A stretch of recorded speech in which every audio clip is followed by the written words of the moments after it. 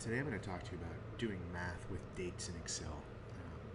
So, as most of you probably know and remember from class, the way that Excel stores dates is actually as numbers. I'll show you that really simply right here. Here we have the same date written in four different ways. But if you look up here, you can see that what Excel is showing me is just 2/13/2014. It's a very simple number. It's a very simple date. These are just different formatting options that I've put in place here. So each of these is just the same date, and really underneath them all is just the same number.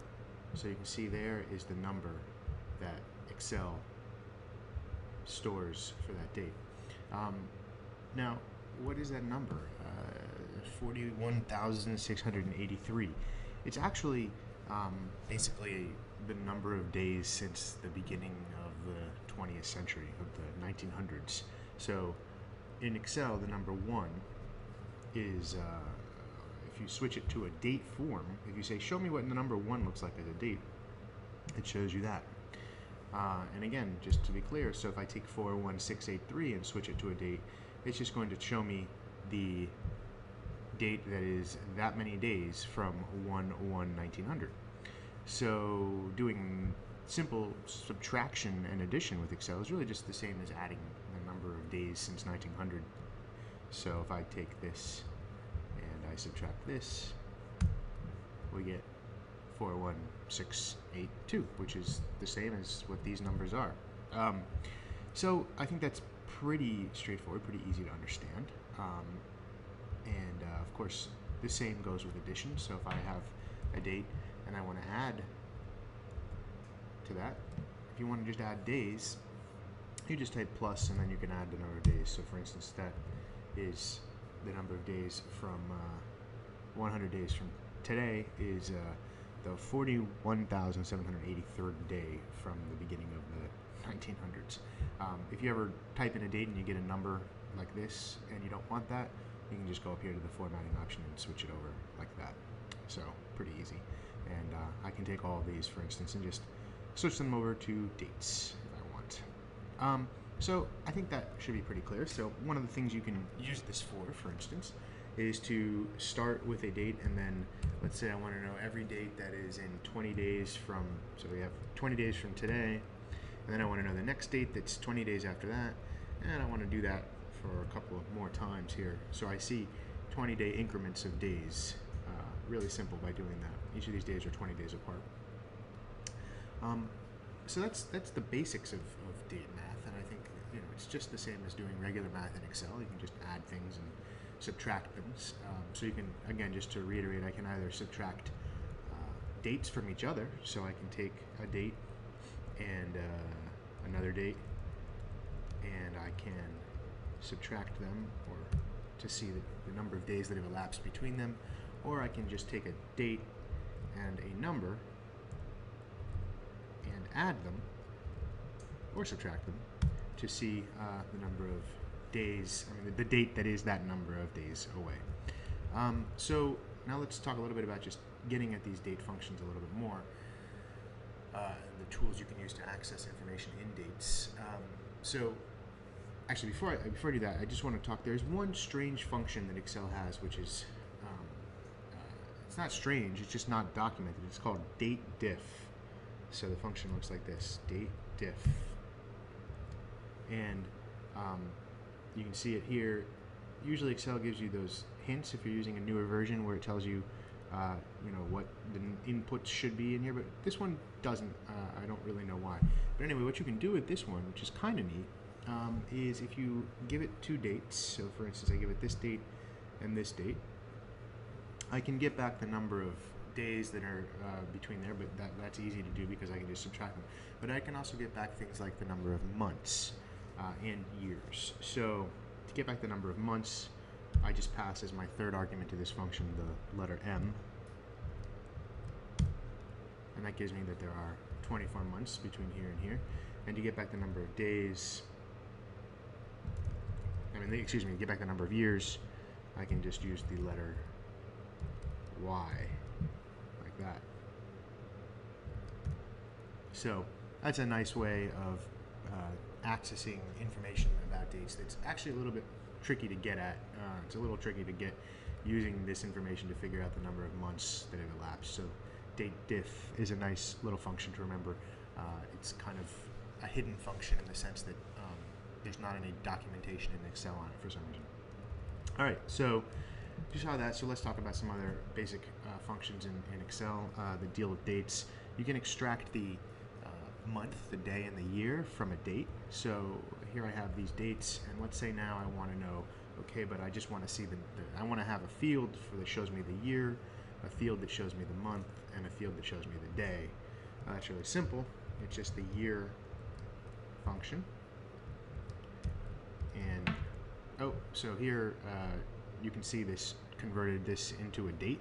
That's actually the reverse of the situation we had a minute ago up here, where we had a number then we wanted a date. So we can just convert this to a number general to get the year out. But you see, if I do show that as a date again, you can see that's showing me 7/6/1905.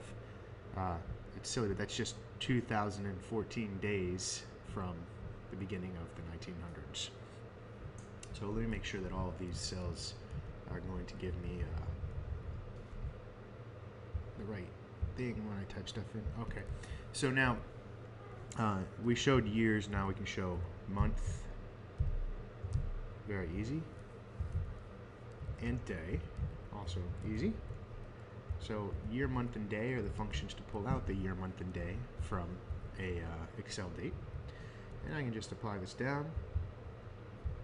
There we go.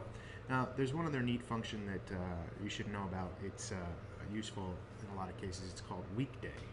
So weekday will take your date and return a number, and that number is the day of the week. So today is Thursday, and Thursday is the 5th day of the week.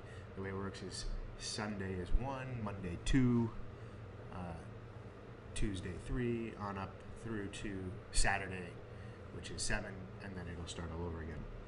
So we can just run that on down. So this tells us that 20 days from now is a Wednesday, and then 20 days from that is a Tuesday, and etc. on down. You can see it works out kind of nicely. So that's days of the week. Now let's say we want to take these numbers and just convert them back into a date. That's also really easy. You just use Excel's date function. So that looks like this. And it asks me for the year, the month, and the day. So the year, the month, the day, and now I have my date back again. So we broke it apart by using the year, month, and date functions. We looked at a week number, and then we put the date back together again by using the date function. I'm going to apply that down. Now, let's see one other neat trick you can use using that date function to figure out how many days there are until the end of the month. So, in this case, we have these dates here. We want to know, okay, well, it's February 13th. How many days until the end of February? That's, easy to figure out in any one case, but it's actually kind of a tricky problem because how many days are there in February? Well, there's 28 most of the time. Sometimes there's 29. It depends on the year. Is this a leap year? Do we have to figure that out? And there's all sorts of rules you have to come up with, and you have to take. If this says 2, then maybe we'll look, at the year, and if the year is divisible by this, and it just gets nuts. You'd have to write some really long formula, and lots of people do that because they don't know that Excel has a trick to do this. So we just use the date function to create this date. So we're going to use the date function again now, but to get the last day of the month. So I can do date, and then here's the way it works is we're going to do the year, and then we're going to do the month, add 1, and then we're going to do 0. All right, but before I do that, I'm going to show you what this will show if we do 1. So we have the year 2014, the month plus 1, so 2 plus 1, which would be March, and then 1, which would be the first day of March. So if I do it that way, it's 3/1/2014.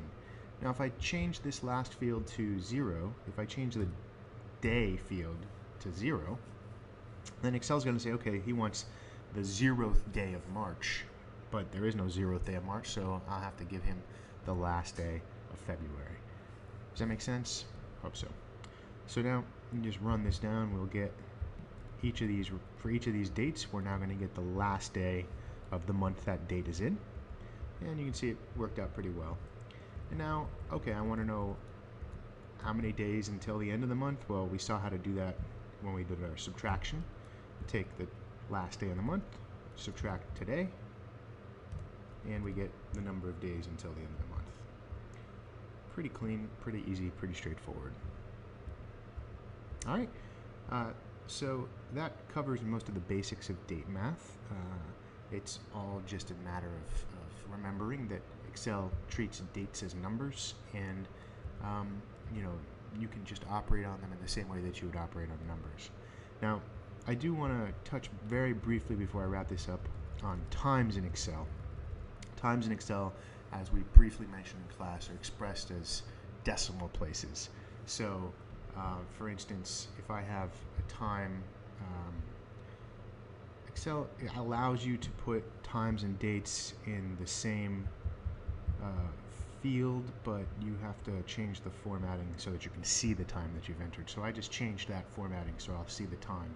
So if I enter, for instance, today's date, and then I enter, let's say the time 6:30, Excel will put that in like that, and has automatically created a time for me. And then I can do the same type of thing that I would do with the dates above. I can add, say, a day to get that same time tomorrow. Here's the fractional component comes in. Say I want to add 1.5 days. I can do 1.5, and now I'll get the next day plus another 12 hours. So I go from 6:30 a.m. to 6:30 p.m. So I think that should be pretty clear. These are all just expressions of numbers. So, for instance, if I again do today, 2014, and then let's say I'll do noon, right? And then I want to convert that to a number. You can see, okay, it's 41683, so it's the 41,683rd day, 0.50. So that's halfway through that day. So that's the noon is obviously halfway through the day, and should be pretty straightforward. Less often are you dealing with times in Excel, but if you do, this is how it works. It's pretty much the same as dates. All right, thanks a lot.